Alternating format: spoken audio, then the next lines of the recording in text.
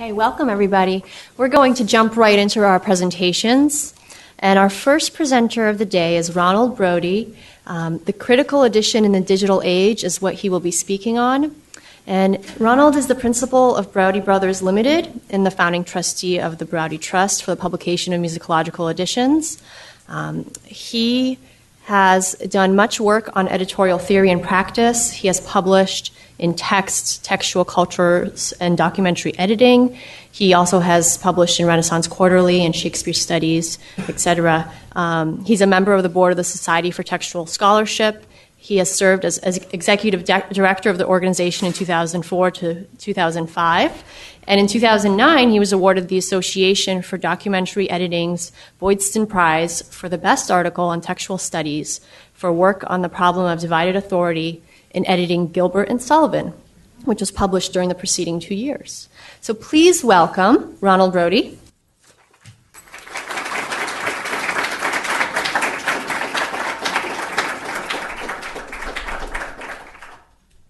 Can you hear me? I don't know what Anna expected when she invited me to submit a proposal for coming here. What you'll get is a textual theorist paper.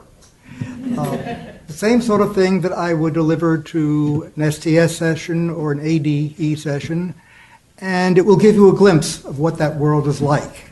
It's light on the text, but I think those of you who are technically savvy, it's light on the tech, but those of you who are technically savvy, I think will see some attractive inconsistencies in what I'm saying.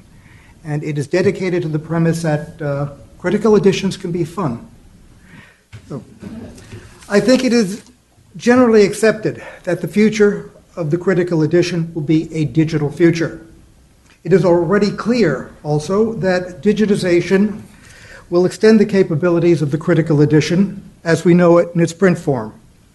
In music, a critical edition will provide not only the text of a work, but also recordings of performances, facsimiles of sources, selections from the critical and scholarly literature, extensive annotation.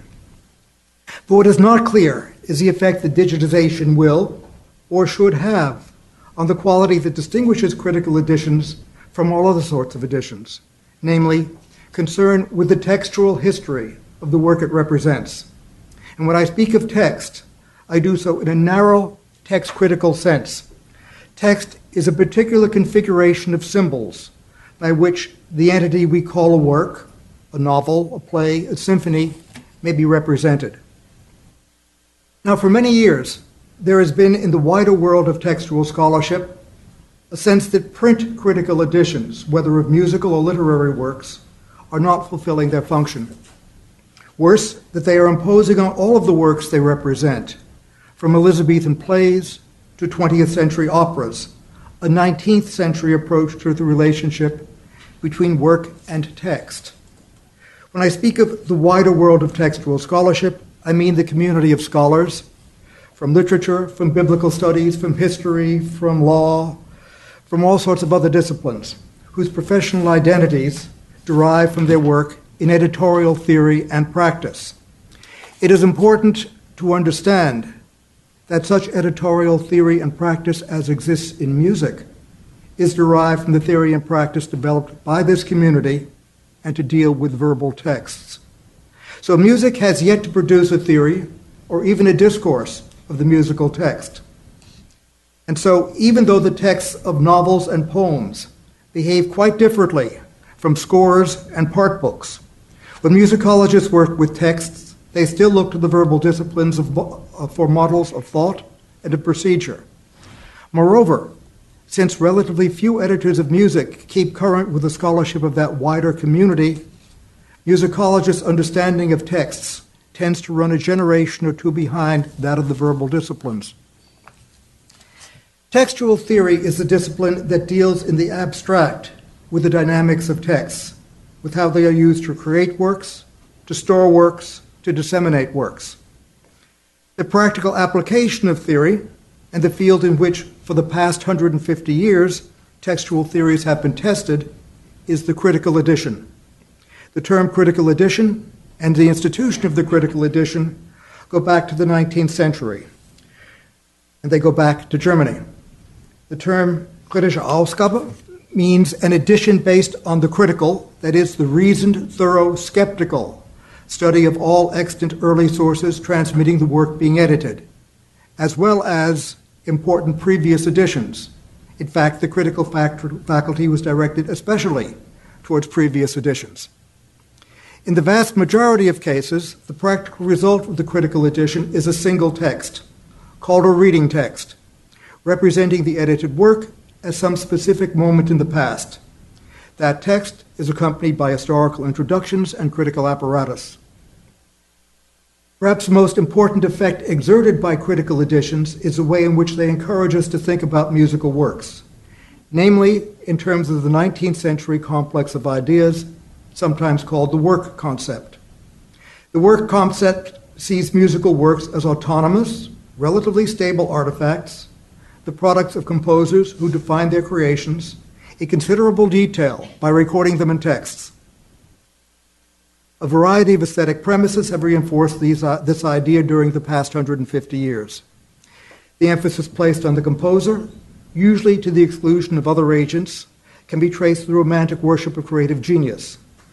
The idea of a work as an autonomous, relatively stable artifact is best embodied in new criticism, which saw works, in their case literary works, as the things of beauty that are joys forever. From these ideas it followed that the work could be represented by a single text, representing what Anglo-American textual critics used to refer to as the composer's latest intentions. And so establishing a text representing the creator's latest intentions has become the goal towards which most editors work. If there are authoritative sources, say holographs or editions published with the creator's participation, then the editor's task is to identify the source representing the creator's latest intentions and to base his edition on that source, to make that source his base text, making only the changes necessary to correct mechanical mistakes or to make the text accessible to its intended users. If, on the other hand, none of the extant sources is authoritative, that is, if no immediate connection can be demonstrated between source and creator, the editor has two choices, either to produce an edition based on one of the surviving sources, or to reconstruct the putative lost source representing the creator's latest intentions. In any of these cases, all the editor is likely to offer the user is a single reading text. But the problem is, we no longer believe that the identity of a musical work resides in a single text. We know that musical works are produced in social contexts. The composer of an opera might have one idea of the form his work should take, but the director might have another. And to get his work produced, the composer must negotiate the director's contributions. Thus, there might exist two states of the same work, each with a defensible claim to be the basis of an edition. This is the case with Gershwin's Porgy and Bess. We know that different repertoires have different conventions for dealing with texts. In 17th century solo music, performers felt free to adapt works to their own styles and uses, so that even if we have an authoritative text, other unauthoritative texts may have legitimate claims to our attention. And this is the case with Champagnere's harpsichord works, where we may have pieces transmitted by the print with which the composer himself was connected, but transmitted also, and in substantially different form, by other sources. In such a case, to suggest that the composer's source is the only text worth looking at is seriously to represent what constituted the piece in its own day. And we know that there are situations where it is impossible to recover composers' intentions. Very few early Renaissance sources can be shown to have any close connection with the composers of the pieces they transmit. So when sources offer substantially different forms of the same piece, as happens, for example, with some works by Dufay, presentation of a single source offers a misleading picture of the textual situation, and of course of the identity of the piece. As music historians, we have long understood all of this, yet we continue in a state of cognitive dissonance, acknowledging the inadequacies of the critical edition as we know it, yet continuing to deal with music in terms of the misleading yet convenient concept of the single unitary text that the critical edition encourages. Of course, there are good reasons for this. The concept of the unitary text, one work, one text, is familiar and is comfortable. It's certainly convenient to be able to refer students to a single text of reference, to cite that text of reference in articles, to say that's a text of reference from which we're performing. And finally, at the moment, let's face it, we have no practical alternative. The critical edition exists only in print format or in digital reproductions of printed editions. And the constraints of the print format mean that it is usually not practical to print more than one text of a piece. There are, of course, examples of what is called versioning, the practice of publishing multiple texts of the same work. The NBA and the revised edition, between them, print 3 texts of Bach's B minor Mass. But this is the exception that proves the rule. The problem is exacerbated by the fact that until quite recently, the sorts of publication in which critical editions were most often found were the collected editions and historical sets that we regard as the repositories of Western musical culture. The institution of the critical edition is extremely influential. Critical editions tend to be physically imposing. They exude authority, the authority of famous editors and respected editing institutes. They represent substantial expenditures of time, effort, and money. In such editions, most works are represented by a single text each. People encountering works in collected editions naturally infer that these editions present the works in the most suitable way. And if a work is represented by a single text, then a single text is clearly the way in which it should be represented. In short, how we understand musical works is very much shaped by the editions in which we encounter them. Even though the reading text may seem to be the essential component of a critical edition, the critical apparatus should be seen as of equal importance. Properly, the critical apparatus should consist of a detailed description of each extant source, a discussion of the relationships of the extant sources to each other and to lost sources, and a catalog or a report of emendations, that is, adjustments made to the base text, and a variants, readings in which other sources disagree with the base text. The critical apparatus is really a surrogate for the presentation of all the other texts that the editor does not print. The critical edition is a product of a thorough study of all extant sources of a work, and if practical considerations dictate that only one text can be presented, then if more than one source is extant, then to know whatever we can about the textual history of the work, we need to know about all those other extant sources. A good list of emendations should enable the user to reconstruct the text of the source in which the edition is based. A good report of variants should enable the user to reconstruct any of the other sources. Both together should give the user the same command of the sources enjoyed by the editor. With this access to the evidence upon which the editor has formed his decisions, the user can assess and sometimes second-guess those decisions. But the limitations of the print edition put the critical apparatus in a straitjacket. In a print edition, space is at a premium, and the component where space can most easily be saved is a critical apparatus. Because alphanumeric characters take up less space and are less expensive to compose than musical examples, critical apparatus consists mostly of tables in which musical symbols are represented by letters and numbers and marks of punctuation. Only the occasional passage that is too complex to be so reduced is engraved. Additional space can be saved by reducing the size of the type. So critical apparatus in print editions usually takes the form of dense pages in small type, consigned either to the back of the book or to separate volumes that are smaller and less durably bound than the volumes in which the reading text appears. This mode of presentation declares the apparatus to be nothing more than a gesture that secures a measure of scholarly respectability, a sort of necessary sacrifice to the gods of pedantry. And in most cases, critical apparatus is just such a gesture, because it is virtually impossible to use. In most cases, it is so hard to reconstruct a source from a report of variants that few people attempt to do so. Someone really interested in the readings of a particular source will consult that source in microfilm, in a facsimile, or online. Digitization has the potential to substitute for that forbidding telephone directory a form of access to sources that is convenient and useful. In fact, it has the potential to change the way critical editions are prepared, the way they are used, and it has the potential to change the way that we regard the works that critical editions make available to us. In its management of texts, the basic principle of the digital critical edition should be that each of the sources be represented in its entirety by a file that can be manipulated by the user. That file records every symbol of the text so that the text can be reconstituted on the screen, so that files can be queried, so that elements of text can be compared with each other. And a digital critical edition should be interactive, not simply so that a user can query the multiple texts it makes available to us, but also so that he can create his own texts. To begin at the beginning, digitization would change the way in which critical editions are prepared. Today, an editor preparing a critical edition is likely to begin by identifying the relevant sources that he will take into consideration and selecting from among them the particular document, variously called the base text, the principal source, the reference text, the copy text, on which he will base his edition.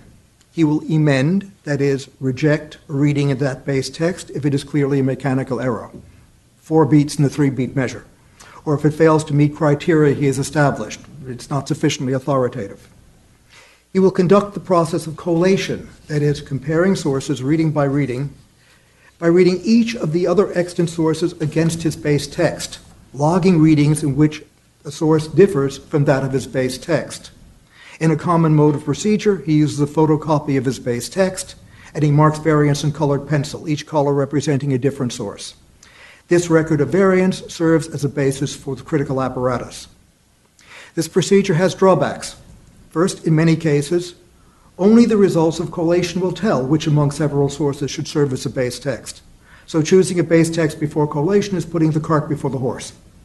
Second, collating against a base text effectively subordinates all sources to the one that has been selected. But the procedure I describe is the one that the technology of pen and paper makes the most practical, and it is the procedure that is most often followed.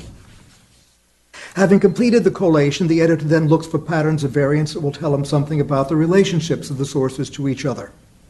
Sources that consistently agree among themselves in respect of readings for which other sources have different readings may be assumed to share a line of transmission.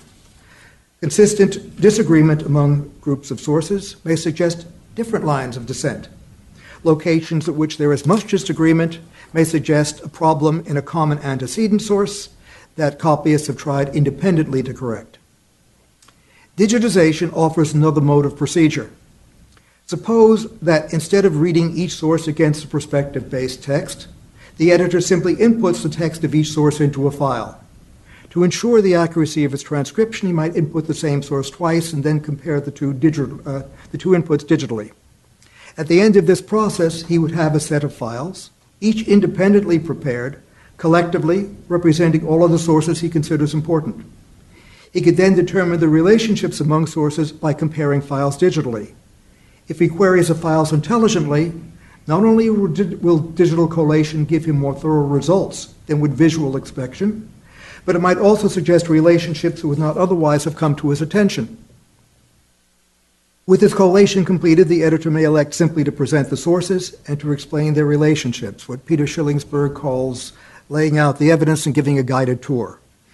He is, however, more likely to add to those texts his own text, the sort of text he would offer in a print edition, not identical with any single surviving text, but representing some state that he thinks usefully represents the work.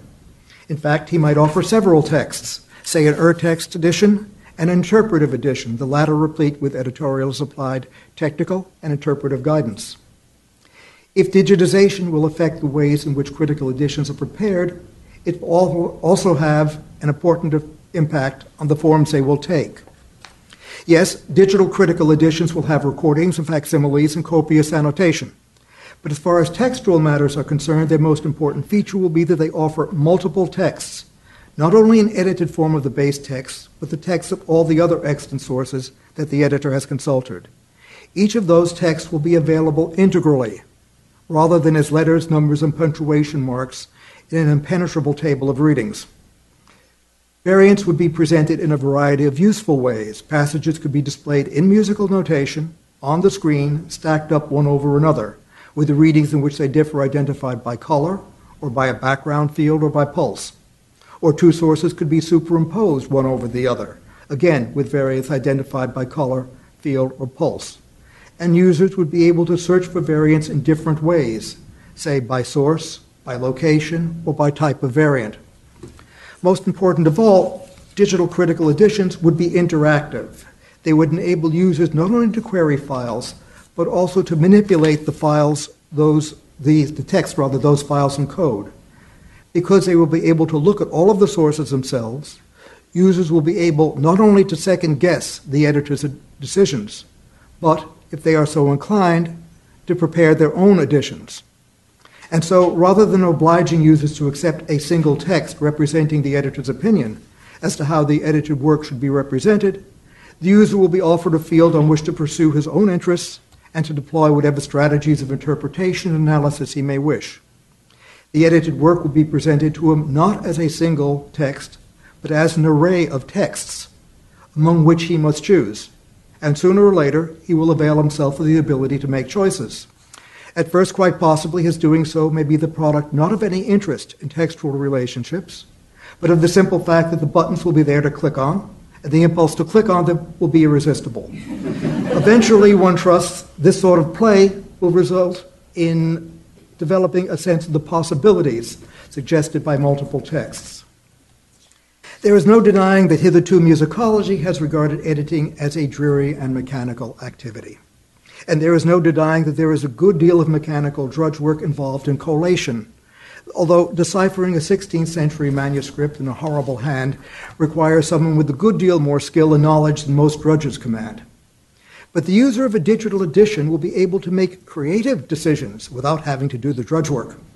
Who can doubt that, thus empowered, musicologists will suddenly find working with texts an exciting and satisfying activity?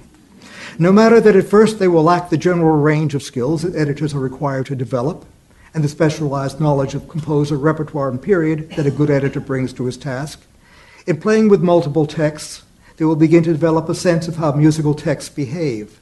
As more musicologists engage in this sort of exercise, they will form a community with an interest in texts, and out of this community, hopefully, will come theories and methodologies for editing music.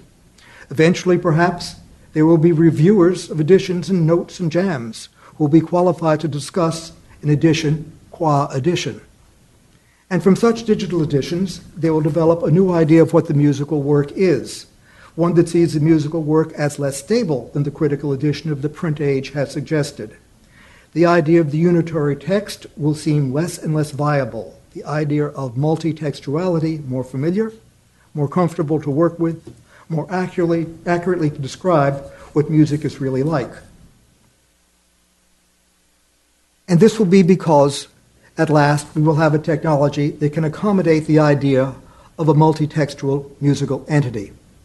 For now, however, the digital critical edition, as I have described it, remains in the future. As we speak, there is no widely accepted protocol for representing the elements of music in digital terms. There are dozens of encoding systems out there, but they are designed for and by communities, sometimes very small communities, pursuing their own visions. To gain general acceptance, a system would need to be able to serve the needs of many different communities and to do so in a neutral way. It would need to be convenient to use, and it would need to promise at least some minimal degree of permanence. One does not want the inconvenience and expense of adapting to new platforms every few years. And lacking such a standard, publishers, both commercial and nonprofit, are understandably reluctant to venture into digital publishing. We are all aware that we are living in exciting times. We are all aware that we are participating in a transformation as momentous as the one that took place half a millennium ago when script culture gave way to the printing press. But these are also uncertain times as techies, marketers, and consumers, each with a rather narrow focus, compete to influence the forms that digital technologies will take. I am optimistic that in the long term, the technology will prove sufficiently flexible to accommodate the needs even of so small and quirky a minority as textual scholars. But I am less sanguine about the short term. The critical edition has already passed into digital form, but so far all commercial digitization has done is to mimic the form in bits and bytes of the print editions to which, as I hope I have demonstrated, there are very serious objections. And this result is really only what was to be expected when marketers and techies, people perfectly competent in their own fields, set to work in a field which they do not have and are really not interested in acquiring an insider's familiarity. I fear that one of those outsiders will be the first really to promote digital editions, and that whatever horror that in his ignorance he perpetrates will prove difficult to dislodge. Obviously, what is essential and what has been missing is communication among the various interests that have stakes in the implementation of digital technology. I hope, as a member of what I have described as a small and quirky minority, but one which is, after all, concerned with the repositories of our musical heritage, that communication can be kept open. Thank you very much.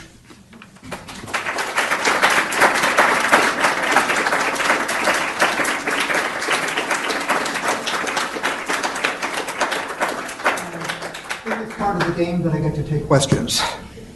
So, are there any? Yes. Well, this winter when we checked in our most recent volume of Wagner's complete works, I think it cost us maybe a little bit over $800. And our budgets are really having trouble sustaining the cost of these critical editions. Do you think there's any possibility that the digital format might help to defray the cost of these critical editions? I doubt it. If anything, will get worse. I mean, the idea of digitization at this point is that the editions will sit in remote archives somewhere, you'll license them, and instead of buying the edition once, you'll buy it each year. So I don't think digitization is going to save you money. I know that it's attractive to administrators who want to seem early adopters. It saves space. After all, how often does one use a critical edition? Maybe the Mozart symphonies get worn out, but Loca del Cairo, how often is that pulled off the shelf? The importance of a collected edition is the potential for having the completeness. But I don't think that what the industry sees in the future is going to save you any money. And that from a publisher. Yeah, Anna. Thank you, Ronald. I know that you're aware of the Music and Coding Initiative going on down in Virginia and around the world now at this point with collaborators. What are your thoughts about the Music and Coding Initiative? And maybe you could explain it a little bit to people who may not be familiar with it. Oh, gosh. I don't want to put you on the spot, but... No. The Music and Coding Initiative is, and admits itself, one of very many competing, although probably at this point with its backing, one of the more important ones. What it is looking for is a means of being an exchange, a protocol, which all sorts of people for all sorts of uses can use. It's been there for years. It's been there, contributed to by academics and by, not actually by people who have to use it. It is at this point, I understand that there have been developments in the last few months that will perhaps push it ahead. At this point, mostly pie in the sky. I haven't seen anything that really works easily from it. I understand that they are talking about connections with front-end material that will enable you to input or manage it easily. That's certainly a necessity, considering what I've seen. And I haven't seen any actual useful application. The people I have talked to are in their own world. They don't talk to people outside. They don't really have an idea of what anybody else wants. Don't tell them I said that.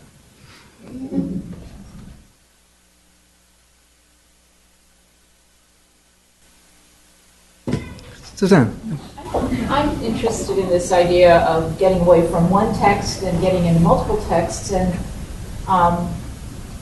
where does one, in trying to be historically accurate, also to create living music, where do you get into how do you draw the line between creating something that has no bearing maybe on what one of the original texts was like because you created this polyglot text?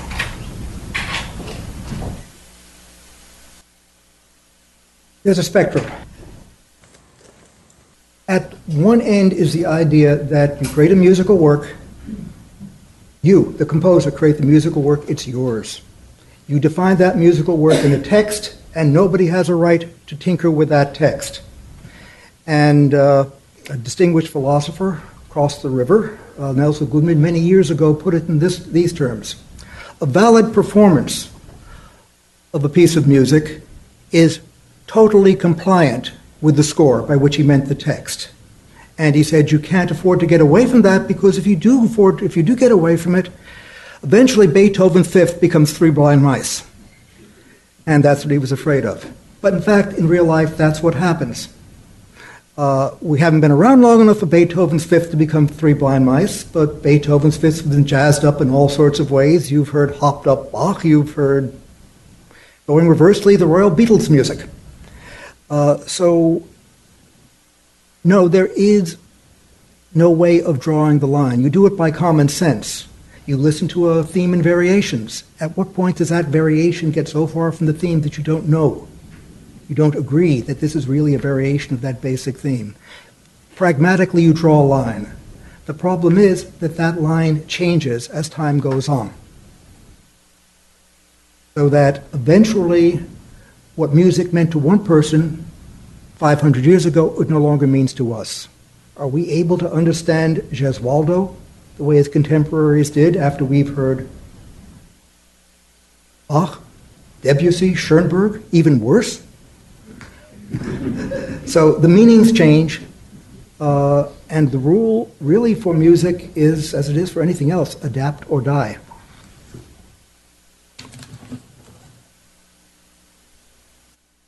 Okay, then, thank you very much. And I turn the